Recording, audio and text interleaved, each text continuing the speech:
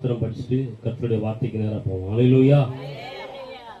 விண்ணிலும் மண்ணிலும் உம்மையல்லாமல் ஆசைகள் இல்லையா, தண்ணீரை தேடும் மான்கள் போல உம்மையை வாஞ்சிக்கிறேன். விண்ணிலும் மண்ணிலும் உம்மையல்லாமல் ஆசைகள் இல்லையா,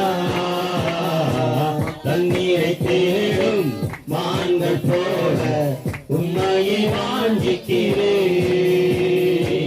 விண்ணிலும் மண்ணிலும் உம்மையல்லாமல் ஆசைகள் இல்லையா,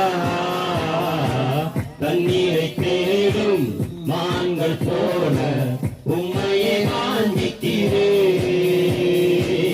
ஆசையெல்லாம் நீர்தானே, வாஞ்சையெல்லாம் நீர்தானே, ஆசையெல்லாம் நீர்தானே, வாஞ்சையெல்லாம் நீர்தானே.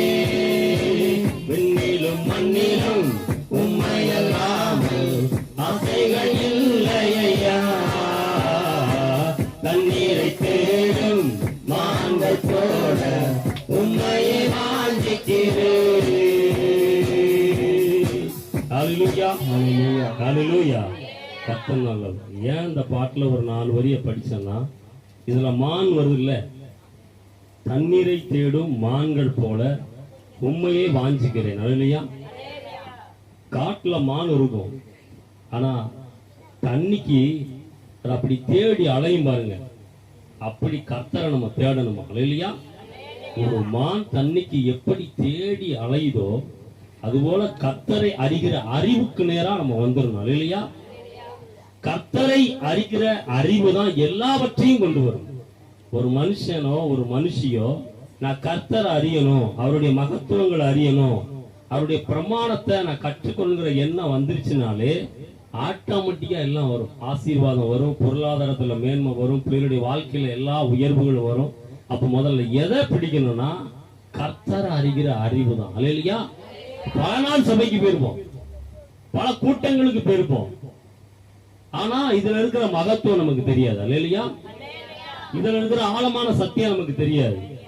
அப்ப அதெல்லாம் கற்றுக்கொள்ளும் பொழுது இதுல இவ்வளவு விஷயம் இருக்கிறதா, இதுல இவ்வளவு காரியம் இருக்கிறதா அப்படின்னு கர்த்தர் அறிகிற அறிவு வந்துருச்சுன்னு வச்சுக்கோங்களேன், எல்லாமே வந்துடும். ஹல்லேலூயா. கர்த்தர் நல்லவர்.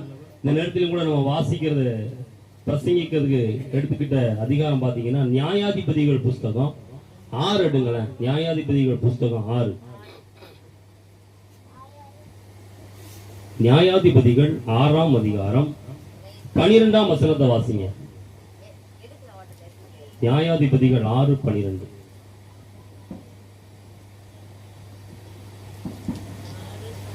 கர்த்தருடைய தூதனானவர் அவனுக்கு தரிசனமாகி, பராக்கிரமசாலியே கர்த்தர் உன்னோடே இருக்கிறார் என்றார். ஹல்லேலூயா.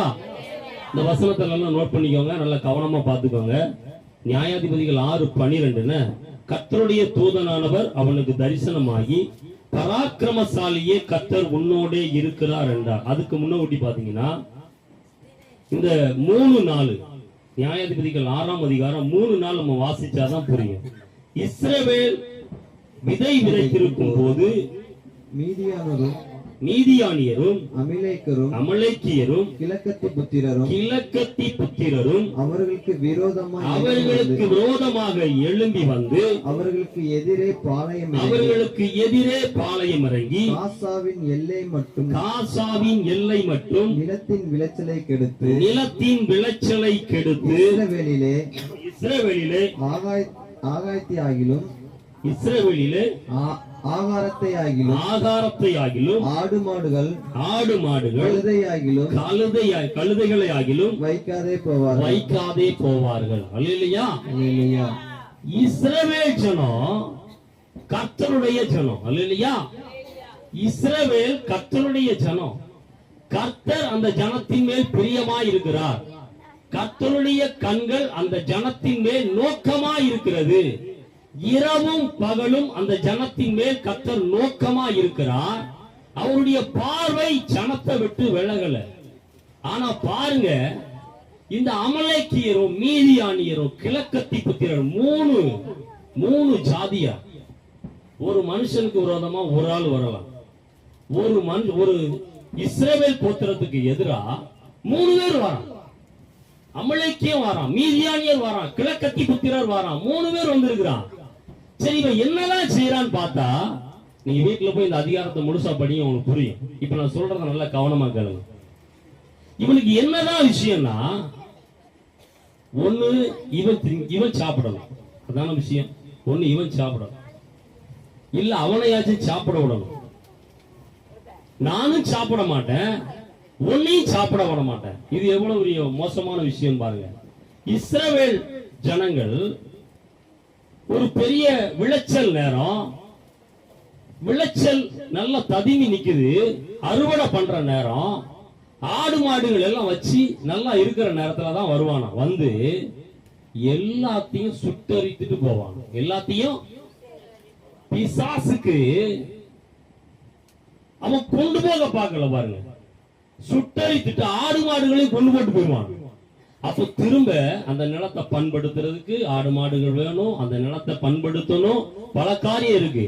அப்போ பிசாசுக்கு வந்து உங்ககிட்ட இருக்கிறத அழிக்கணும். அல்லையா? என்ன செய்யணும்? உங்ககிட்ட இருக்கிறத அழிக்கணும், அவ்வளவுதான். அத நீங்களும் சாப்பிடக்கூடாது, அவனும் சாப்பிட மாட்டான். ஆனா உங்ககிட்ட இருக்கிறத அழிக்கணும். அதுதான் பிசாசுனுடைய பெரிய ஆயுதம். இதுதான் அந்த 3 பேர் செஞ்சான். கிழக்கத்தி புத்திரர், அமலேக்கியர், மீதியானியர் போறோம். இதத்தான் செய்யறான். அவனை சாப்பிட விடாம விளைச்சல் நேரத்துல வந்து எல்லாத்தையும் அழிச்சு போட்டு போறான். எவ்வளவு கஷ்டமா இருக்கும். வெம்பாடுபட்டு ஒவ்வொரு வருஷமும் வெம்பாடுபட்டு விவசாயம் பண்ணி கதிர அறுக்கிற நேரத்துல வந்து எல்லாத்தையும் சுட்டரிச்சுட்டு ஆடு மாடுகளையும் கொண்டு போட்டுட்டு போனா நமக்கு எவ்வளவு கஷ்டமா இருக்கும். இதுதான் இஸ்ரவேலுடைய. இது ஏன் நடந்ததுன்னு பாத்தீங்கன்னா, 1வது வசனத்தை படிக்கும். 1வது வசனத்தை படிங்க. நியாயாதிபதிகள் 1. பின்னும் இஸ்ரவேல் புத்திரர் கர்த்தரின் பார்வைக்கு பொல்லாப்பானதை செய்தார்கள். அவ்வளவுதான். இஸ்ரவேல் புத்திரர் பின்னும் கர்த்தருடைய பார்வைக்கு பொல்லாப்பானதை செய்தார்களா. அப்போ பொல்லாப்பான காரியத்தை, கர்த்தருக்கு பிடிக்காத காரியத்தை, கர்த்தர் அருவருக்கத்தக்க காரியத்தை ஒரு மனுஷனோ மனுஷியோ செஞ்சா இதுதான் நடக்கும். என்ன நடக்கும்? இதுதான் நடக்கும். ஆசீர்வாதத்தை பார்க்க முடியாது, எல்லாம் அழிஞ்சு போயிட்டு இருக்கு. திடீர்னு ஒருத்தன் வருவான், வந்து எல்லாத்தையும் அழிச்சு போட்டு போயிருவான். அப்போ நம்முடைய வாழ்க்கை அப்படியே இறங்கு முகமா இருக்கணும். அப்ப கர்த்தருக்கு பிரியமானவர்களாய் நம்ம இருக்கணும். இதுல கிதியோன்னு ஒருத்தர் இருந்தான். யாரு? கிதியோன்னு ஒருத்தர் இருக்கிறான். அவன் என்ன நினைக்கிறான், இப்ப கிழக்கத்தி புத்திரன், அமலேக்கியர், மீதியானியர் வரப்போறான். எப்படியும் எல்லா நேரமும் வந்து எல்லாத்தையும் அழிச்சு போட்டுதான் போறான். என் பிள்ளைகளுக்காகவும் என்னுடைய தாய் தகப்பனுக்காகவும் கொஞ்சம் தானியத்தை ஆகிலும் நான் கொஞ்சம் பத்திரப்படுத்தணும் அப்படின்னு சொல்லிட்டு ஆலைக்கு நேரா கொண்டுட்டு போய் என்ன செய்யறானா, அவன் போர் அடிச்சா எப்படி அடிக்கணும்? போர் அடிக்க பாத்தீங்களா விவசாயத்துல, அதுல ஓங்கி அடிப்பாங்க. அப்படி அடிக்காம இந்த திராட்சை ஆலை இருக்கு பாத்தீங்களா, திராட்சை ஆலைக்கு போனீங்கன்னா நம்ம ஆட்டோரல் இருக்கா, ஆட்டோரலுக்குள்ள போட்டுட்டு இந்த இப்படி ஆட்டுவோமா, அதே மாதிரி இருக்கும். அந்த கல்லால செஞ்சிருப்பாங்க, கீழே ஃபுல்லா ஹோல்ஸ் இருக்கும். திராட்சை பழங்களை உள்ள போட்டு இப்படி ஆட்டும் பொழுது அந்த ஹோல்ஸ் வழியா சார் வரும்ல, அதை பூரா பிடிப்பாங்க.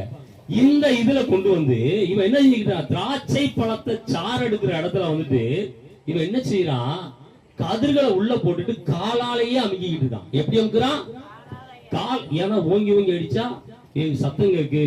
கிதியோன் அங்க கதிர்களை அடிச்சுட்டு இருக்கிறான். அப்ப அதையும் சுட்டரிச்சு போட்டு போயிரும்னா, அப்படி செஞ்சிட்டாங்கன்னா இவனுக்கு அந்த தானியமும் போச்சு. அதனால இவன் என்ன பண்றான், திராட்சை ஆலைக்கு நேரா வந்து இந்த காரியத்தை செஞ்சுக்கிட்டு இருக்கான். 11ஆம் வசனத்தை வாசிங்கள. நியாயாதிபதிகள் 6:11.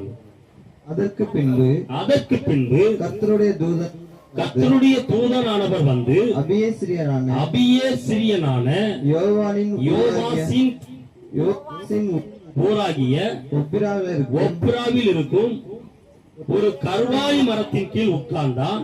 அப்பொழுது அவனுடைய குமாரன் கிதியோன் கோதுமையை மீதியானியரின் கைக்கு தப்புவிக்கிறதற்காக ஆலைக்கு சமீபமாய் அதை போரடித்தான். அது என்ன ஆலைன்னா திராட்சை ஆலை, திராட்சை ரசத்தை எடுக்கக்கூடிய ஆலை. அந்த ஆலைக்கு வந்து அந்த கல்லுக்குள்ள கொஞ்சம் கொஞ்சமா தானியத்தை போட்டு காலாலேயே அமுக்கிட்டு இருக்கான், போரடிக்காம. அப்போ திடீர்னு ஒரு சத்தம், பராக்கிரமசாலியே கர்த்தர் உன்னுடைய சொன்ன உடனே இவன் என்ன நினைச்சிட்டா, தூதன் நினைக்காம ஐயோ இங்கேயும் மீதியானியர் வந்துட்டானா அப்படின்ட்டு பயந்துட்டான். அப்ப ஆண்டவர் சொல்றாரு, தூதன் சொல்றாரு, பராக்கிரமசாலியே கர்த்தர் உன்னுடனே இருக்கிறார் அப்படின்னு சொல்றாரு. இப்ப என்ன விஷயம்னா, இந்த ஒப்ரா அப்படிங்கிற இடத்துல வந்து இவன் போரடிச்சான்ல, ஒப்ரா அப்படின்னா என்ன அர்த்தம்னா, ஒப்ரா அப்படின்னா மான்குட்டி. சொல்லுங்க, ஒப்ரான்னா மான்குட்டி. ஒப்ரா சொல்லுங்க, ஒப்ரா அப்படின்னா மான்குட்டி. எபிரேயத்துல ஒப்ரா அப்படின்னா மான்குட்டி. இப்போ மானுக்கு எதுல பலன் சொல்லுங்க பாப்போம். மானுக்கு எதுல பலன்? கால்ல தான் பலன். ஒரு சிங்கம் துரத்துனாலோ, ஒரு சிறுத்தை துரத்துனாலோ, ஒரு கரடி எது துரத்துனாலும் மான் காலால தான் தப்பிக்க. ரெண்டாவது பாத்தீங்கன்னா அதனுடைய தாக்குதலே எதுல இருக்குன்னா காலை தான். பின்கால தூக்கி அடிக்கும். அடிக்கும் பொழுது விலங்குகளுக்கு தாடைக்கு நேரம் அந்த அடி விழுந்துட்டுனா பல்லு உடைஞ்சிடும். அப்போ அதுக்கு பலனே கால் தான். அப்போ இங்க கிதியோன் காலாலேயே அமுக்கிட்டு இருக்கான். அல்லேலூயா. இங்க வந்தது ஒப்ராங்கிற இடத்துக்கு வந்துட்டான். ஒப்ரான்னா மான்குட்டி. இவன் என்ன நினைச்சிட்டான், இங்க வந்து நின்னுகிட்டு நான் அந்த ஒப்ராங்கிற இடத்துக்கு வந்திருக்கிறேன், இப்ப எனக்கு பலனே காலு தான், நான் கையால எதுவும் செய்ய முடியாது, காலாலேயே இந்த தானியத்தை நசுக்கி நசுக்கி அந்த கதிர்களை கொஞ்சம் என் குடும்பத்திற்கு நான் எடுத்து வைத்துக் கொள்ளணும் அப்படின்ட்டு செஞ்சுக்கிட்டு இருக்கிறான். இந்த நேரத்துல கர்த்தருடைய தூதனானவர் பராக்கிரமசாலியே அப்படிங்கிறார். அப்போ ஒப்ரா அப்படிங்கிற இடத்துக்கு வந்த உடனேயே இவன் என்ன நினைச்சிட்டான், ஒப்ராங்கிற இடத்துக்கு வந்திருக்கிறேன், நான் ஒரு மான்குட்டி, நான் எப்படி ஒரு மான்குட்டி, என்னை துரத்துகிறவர்கள் எல்லாம் சிறுத்தை குட்டி, என்னை துரத்துகிறவர்கள் எல்லாம் சிங்கக்குட்டி, என்னை துரத்துகிறவர்கள் எல்லாம் புலிக்குட்டி, இப்போ நான் வந்து ஒரு மான்குட்டி. ஏன்னா என் காலாலே பத்தீங்களா, என் காலால தான் தானியங்களை போறோம் நைஞ்சு அப்படி காலால நசுக்கி தானியங்கள் எடுத்துக்கிட்டு இருக்கிறேன். இவன் வந்து நின்ன இடத்தை பார்த்துட்டு நான் இப்படிப்பட்ட ஆளுதான் அப்படின்னு நினைச்சிட்டான். ஒரு பராக்கிரமசாலி நான் கிடையாது, நான் ஒரு பயந்தாங்கொழி, நான் ஒரு சாதாரண ஒரு மனுஷன் தான். ஏன்னா நான் ஒப்ராங்கிற இடத்துக்கு வந்திருக்கிறேன். மானுக்கு எப்படி கால்ல பலனோ அது மாதிரிதான் என் காலால இந்த தானியங்களை நசுக்கிட்டு இருக்கிறேன். இருக்கிற இடத்தை வச்சு இவனை இடம் போட்டான். அல்லேலூயா. இருக்கிற இடம் பொருட்டல்ல, இருக்கிற இடத்தில் உங்களை அசாதாரணமாய் மாற்றுகிறவர் கர்த்தர். அல்லேலூயா. நான் ஒரு சாதாரணமான ஆள்தான், இருக்கிற இடம் அல்ல, இருக்கிற இடத்தில் என்னை அசாதாரணமாய் மாற்றுகிறவர். அல்லேலூயா. எந்த இடத்துல நீங்க இருக்கலாம், ஆனா இருக்கிற இடத்தை பார்த்து நீங்க உங்களை இடம் போடக்கூடாது. அல்லேலூயா. முதலாவது நீங்களே உங்களை கண்ணாடிக்கு முன்னாடி போய் நின்னுட்டு நான் பராக்கிரமசாலி, அல்லேலூயா, நான் பராக்கிரமம் செய்பவள் அப்படின்னு சொல்லணும். அல்லேலூயா. இவன் வந்து ஒப்ரால வந்து நின்னுட்டு மான்குட்டி, அவனுக்கு தெரியும் ஒப்ரான்னா மான்குட்டி, எபிரேயத்துல ஒப்ரான்னா மான்குட்டி, அவனுக்கு நல்லாவே தெரியும். வந்து நிக்கிற இடத்தை பார்த்துட்டு நான் மான்குட்டி தான், என்னை துரத்துகிறவர்கள் எல்லாம் பெரிய பெரிய ஆட்கள் அப்படின்னு சொல்லி நினைச்சிட்டான். அதை உடைக்கணும். அல்லேலூயா. இவன் மனசுக்குள்ள இருக்கிறத உடைக்கணும். அதுக்காக கர்த்தர் வந்து சொல்றாரு பராக்கிரமசாலியே அப்படின்னு சொன்னா இதை ஏற்றுக்கொள்ளக்கூடிய மனநல அவன்கிட்ட இல்லை. ஆனா கர்த்தர் பராக்கிரமசாலின்னு சொல்றாரு. அப்ப அவன் கேட்கிறான், கர்த்தர் எங்க கூட இருந்தா இதெல்லாம் நடக்குமா? 13 படிங்க சொல்றான் பாருங்க.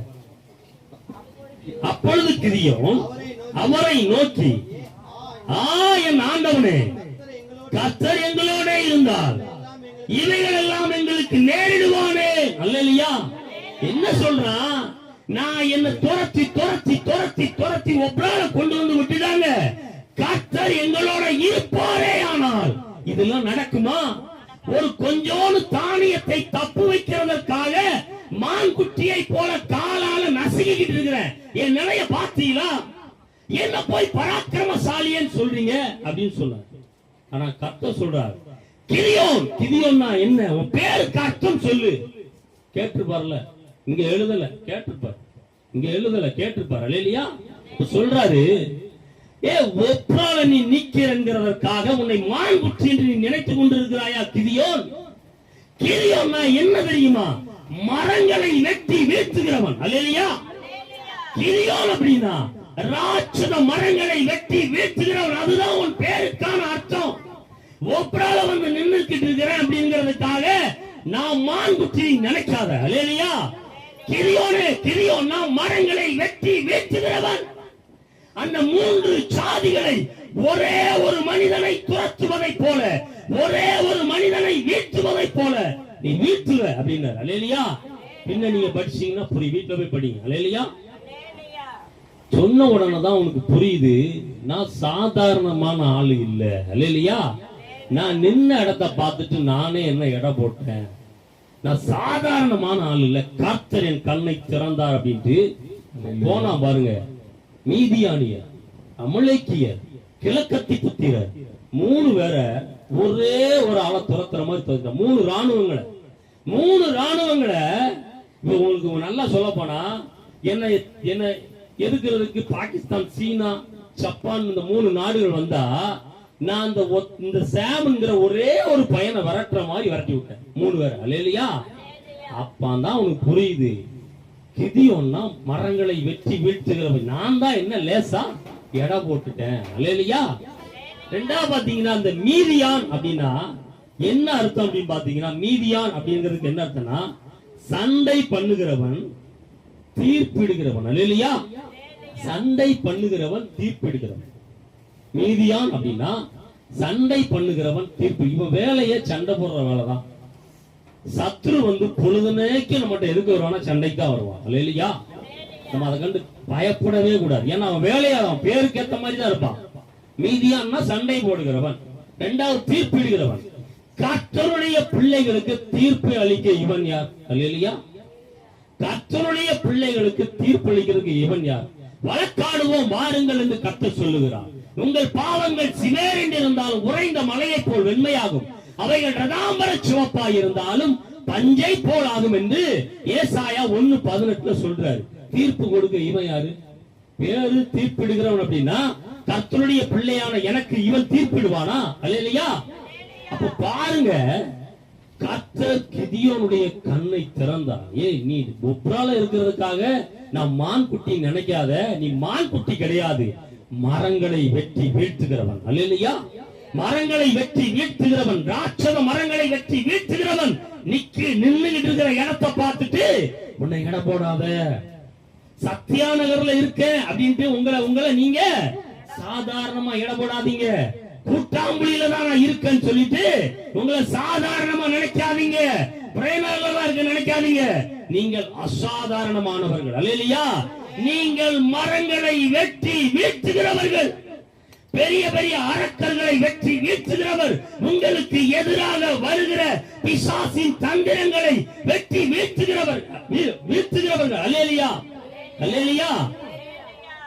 எபேசியர் 6:11 நினைக்கிறேன், அதுல வரும் ஒரு வசனம், நீங்கள் பிசாசின் தந்திரங்களோடு எதிர்த்து நிற்க திராணி உள்ளவர்களாகும்படிக்கு தேவனுடைய சர்வாயுத வர்க்கத்தை தரித்துக் கொள்ளுங்கள். ஏனெனில் மாம்சத்தோடு இரத்தத்தோடும் அல்ல, துரைத்தனத்தோடும் அதிகாரத்தோடும் பிரபஞ்சத்தின் அந்தகார லோகாதிபதிகளோடும் வானமண்டலத்தில் உள்ள பொல்லாத சேனைகளோடும் உங்களுக்கு போராட்டம் உண்டு. ஆகையால் நீங்கள் தீங்கு நாளிலே அவைகளை எதிர்த்து நிற்கவும் சகலத்தையும் செய்து முடித்தவர்களாய் திராணி உள்ளவர்களாகும்படிக்கு தேவனுடைய சர்வாயுத வர்க்கத்தை தரித்துக் கொண்டவர்களாய் நில்லுங்கள் அப்படின்னு சொல்லி எபேசியர் சொல்றார். அல்லேலூயா. அப்ப எப்படி நிக்கணும்? தேவனுடைய சர்வாயுத வர்க்கத்தை தரித்துக் கொண்டவர்களாய் நிற்கணும். அதுக்கு கீழே வாசிச்சீங்கன்னா, சத்தியம் என்னும் கச்சையை தரித்தவர்களாக, நீதி என்னும் மார்க்கவசத்தை தரித்தவர்களாக, விசுவாசம் என்னும் கேடயத்தை பிடித்தவர்களாக, பொல்லாங்கன் எய்யும் அக்கினி ஆஸ்திரங்களை அவைத்து போடத்தக்கதாய் எல்லாவற்றுக்கும் மேலாக கேடயம் என்னும் கேடயத்தை பிடித்துக் கொண்டவர்களாக ஒவ்வொருவரும் மாறணும். இல்லையா? இங்க வந்து உட்காந்து சனிக்காம வந்து உட்காந்துட்டு ஒரு மணி நேரம் உட்காந்துட்டு அப்படி போன மாதிரி இருக்க கூட, வீட்டுல போய் வேதத்தை வாசிக்கணும். அல்லேலூயா. வேதத்தை படிக்கணும். படிச்சாதான் வெளிப்பாடு வரும். அல்லேலூயா. படிச்சாதான் வெளிப்பாடு. எனக்கு பெரிய ஆசை என்னன்னா, இப்படிப்பட்ட பிள்ளைங்க எல்லாருமே வெளிப்பாடு உள்ளவனா மாறிடணும். அல்லேலூயா. எனக்கு ஒரு ஞாபகம் வருது. பழைய நாட்கள்ல பாத்தீங்கன்னா, கிராமங்களுக்கு போனீங்கன்னு வச்சுக்கோங்களேன், இந்த இன்ஜினியர்னு ஒருத்தர் இருக்காரு, எங்கேயா இருக்கா அப்படின்னா வீட்டுக்கு ஒருத்தன் தான் இன்ஜினியர் இருப்பான், அந்த ஊருக்கே ஒருத்தன் தான் இன்ஜினியர் இருப்பான். சொல்லுவாங்க நேரா போங்க, ரைட்ல போய் அப்படி லெப்ட்ல போங்க, ஒரு பச்சை கலர் கேட்டு போட்ட வீடு இருக்கும், அந்த வீட்டுல உள்ள ஒரு பையன் தான் இன்ஜினியர். அதுக்கப்புறம் பாத்தீங்கன்னு வச்சுக்கோங்களேன், டாக்டர் தேடி போனா அதுவும் சொல்லுவாங்க பழைய காலத்துல, நீ ஐயா டாக்டர் எங்க டாக்டர் யார் இருக்கா அப்படின்னு யோசிச்சு சொல்லுவாங்க. ஆமா ஆமா ஒரு பையன் படிச்சிருக்காப்புல, நேரா போங்க, அந்த சைட்ல போனீங்கன்னா ஒரு ஒரு புல்லட் நிக்கும், வெளியே ஒரு புல்லட் நிக்கும், அந்த வீடு தான் டாக்டர் வீடு அப்படி சொல்லுவாங்க. இன்னைக்கு எல்லாம் டாக்டர், இன்னைக்கு எல்லாம் இன்ஜினியர், இன்னைக்கு எல்லாம் சூப்பர்வைசர், இன்னைக்கு எல்லாம் பெரிய ஒரு தெருவுக்கு போனா 10 பேர் இன்ஜினியர் இருக்கான், ஒரு தெருவுக்கு போனா ஒரு 7 பேர் டாக்டர் இருக்கான், எல்லாம் மாறிட்டு. அதே மாதிரி இந்த சத்தியானதுக்கு அப்படியே வரும் பொழுது இந்த வேத வசனங்களை வியாக்கியானம் பண்ணி நல்லா அழகா பேசக்கூடிய ஒரு நபர் இருக்காருன்னா நான் ஒருத்தன் தெரிய கூடாது. அல்லேலியா, அது என் விருப்பமும் அல்ல. அல்லேலியா, இங்க இருக்கிற எல்லாம் எந்திரிச்சிடணும். ஆம்பளைங்கள்ல இருந்து பொம்பளை பிள்ளைங்கள்ல இருந்து பெரியவர்கள் தாய்மை எல்லாம் எந்திரிக்கணும். அல்லேலியா, அப்படிப்பட்ட நாட்கள் வரணும், அதை என் கண்ணால பார்க்கணும். அல்லேலியா, அது கண்டிப்பா நடக்கணும். அதுக்காக நான் ஜெபம் பண்ணிக்கிட்டே இருக்கேன். இன்னைக்கு பாருங்க, நான் 2 வாரம் மலையாள பாட்டு படிச்சேன். அண்ணன் ரத்னசாமி இன்னைக்கு மலையாள பாட்டு படிச்சாங்களா?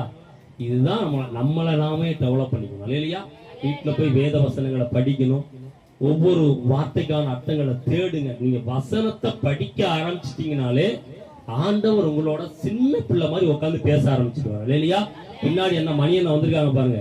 நான் பிளான்ல வேலை பார்க்கும்போது ரெஸ்ட் டைம் கிடைக்கும், கிடைச்சா அண்ணா உள்ள வருவாங்க. உள்ள வந்தா என்ன என்கிட்ட உட்காந்து பேசிட்டு போவாங்க. தம்பி, இந்த வசனம் தான் எனக்கு அப்படியே உட்கார மாட்டேங்குது அப்படின்னா அண்ணனுக்கு ஒரு சில டிப்ஸ் எல்லாம் நான் சொல்லி கொடுத்தேன். இப்ப அண்ணா படிக்க ஆரம்பிச்சிட்டாங்க. இல்லையா, அது மாதிரி வசனத்தை நல்லா படிங்க, வெளிப்பாடு வரும், நல்லா பேசுவீங்க, கர்த்தர் உங்களை எடுத்து பயன்படுத்துவா. இந்த வார்த்தையின் பிரகாரமாக கர்த்தர் உங்களை ஆசீர்வதிப்பாராக. ஒரு 2 பேருக்காக ஜெபம் பண்ணிக்கிடுவோம். எஸ்கிலின் அம்மாவுக்கு ஜீவியத்தில் சேர்த்திருக்கிறாங்க. அந்த அம்மாவுக்கு